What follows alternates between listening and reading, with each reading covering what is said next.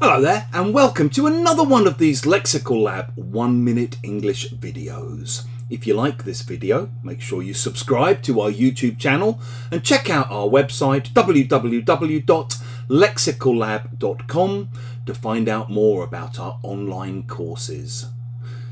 Yesterday in one of my classes, a student of mine told a fairly grim story.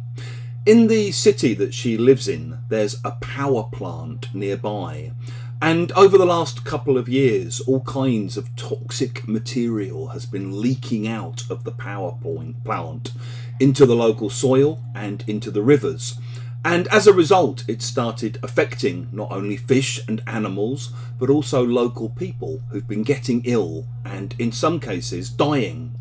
Obviously, this has sparked outrage locally. It sparked a lot of anger.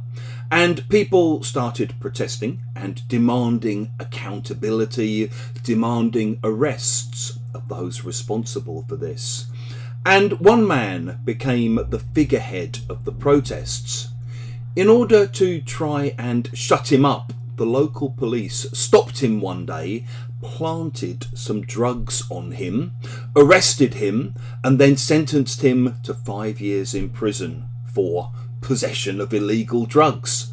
Basically, he was set up, he was framed by the local police to silence him and to send a message to everyone else who was protesting. If the police set someone up, or if they frame someone, they basically trick them so that they look like they're guilty of something they're not guilty of. Sometimes when people are arrested, they might deny the charges that have been brought against them and say that they've been set up or framed by the police. Here in the UK, there have been quite a few famous historical cases where this has happened. There's actually a really amazing film called In the Name of the Father, about Northern Irish people who were set up and framed by the police in the 1970s. And often what would happen is there would be some kind of terrorist attack or massive crime.